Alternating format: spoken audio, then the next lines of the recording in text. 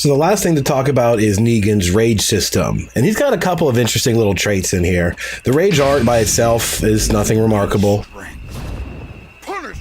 Decent enough range, mid, 55 to 85 damage, just like anything else. It's just one of those style points, rage arts. Just crack. Just all that damage. There you go. Nothing else different about it, though. His rage drive is really where it gets interesting. If you look at his move list here, there's 3 different versions of it. A neutral one, a forward one, and a back one. And by themselves, they look like this. This is the neutral one.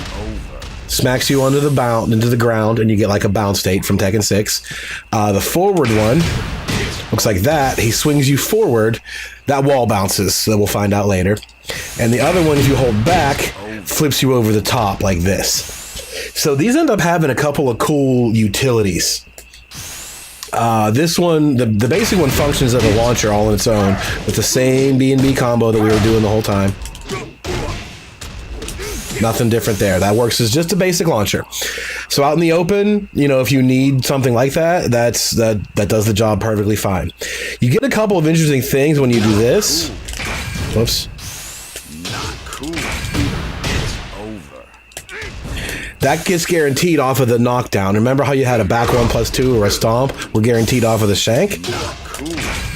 It's over. Turns out that is too. I forget what the combo is off of that, but I think you can just run up and knee lift anyway. Not cool. It's over. Just like so, and then get a normal combo off of that. So technically that gets you a 14 frame launcher off of the shank. Interesting. So I don't know if it's like the bear rage art that a grounded opponent gets picked up right away, but any semi-grounded will. They'll get picked up and flipped over for a whole combo. You'll see that works against the wall too in just a second. That's where it gets really interesting. Let's get closer to the wall. Right about here is probably good. Show the forward version of it. You get that. A wall bounces like anything else. And you do get 2 of them. You notice if I start that with a forward 4, you get both wall bounces.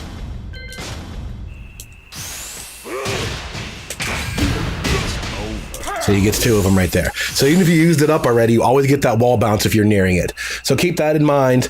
As your combo gets right near the edge, you'll always get an extra wall bounce.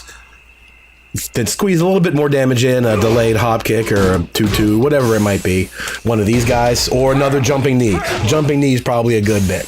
So basically, if you're getting near the wall, it's a chance to squeeze in one more hit before you get your wall combo. But the one where this really shines, in my opinion, you can use them all at the wall.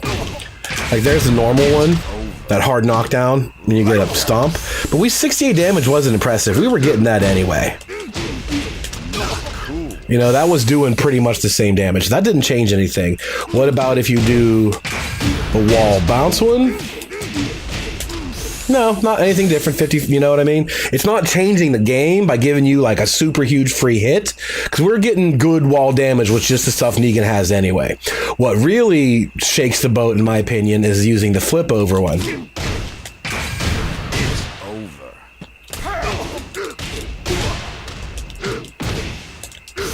Look at that. That's turning into 71 plus. If there's another wall behind you, you get this wall combo. And yeah, you're giving up your wall position, but you're able to just completely wreck them with damage by using this one. Flips them over.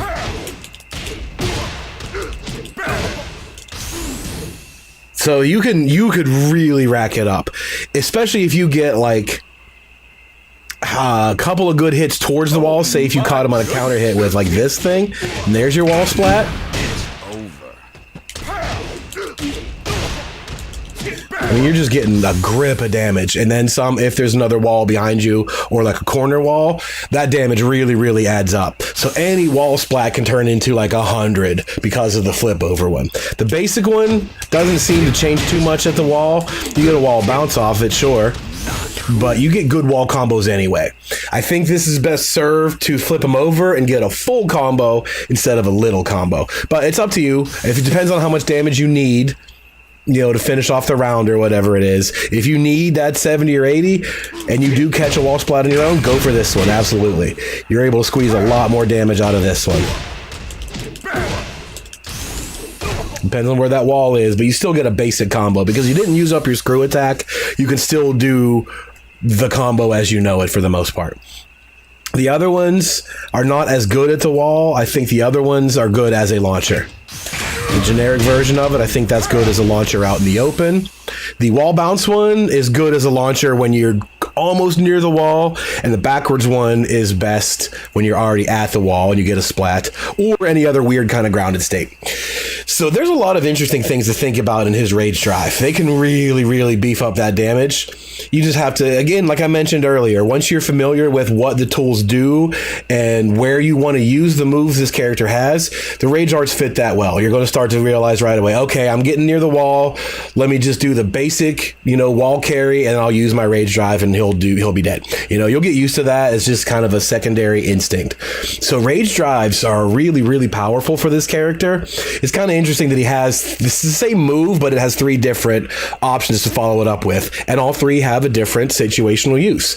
That once you use those correctly, the sky's the limit. You're going to get 100 off of everything that you do, you know, once you've learned how to maximize his character's damage. So I think that'll do it. I think that pretty much covers the basics of Negan. There's going to be more stuff that you find out in the coming days. You know, when they tech left, is this guaranteed? Can they, you know, stand up and interrupt? Stuff like that, like advanced level strategy setup sort of things. Those things, you know, take months and months to get fully discovered. As for right now, I think that covers most of Negan. Your up close stringy stuff is pretty decent all around, and it really feasts on mistakes that your opponents make, pressing buttons at the wrong time. His long distance game is pretty good. He's able to cover it really quickly. And there are several like crown jewel moves that he has that really like let you rely upon them and then help you to expand into the other moves just to keep it fresh and, you know, not fall into a pattern, which a lot of people will do. When you have a move that works so well, you start doing it over and over and over again, and eventually you get complacent. So Negan's other moves are just there to keep you from being complacent and help you stay focused on the task at hand, which is crushing people with your bat. And he does that pretty well. So I hope that helps you guys discover a little bit more about the character and get started. If you want to check out this game when I run tournaments on the weekends and do those live streams or anything else during the week, there's links to all the social media down below, Mastermind 6000 on Facebook and Twitter and Twitch and all that stuff. Pretty much every Saturday we have fighting game tournaments and stuff during the week. Other videos, go take a look around the channel. There's playlist after playlist of Tekken tutorials and stuff like that. So do me a favor, take a look around, click, like, share, all that good stuff. And I'll see you next time. Hopefully Julia video is ready soon. Take care.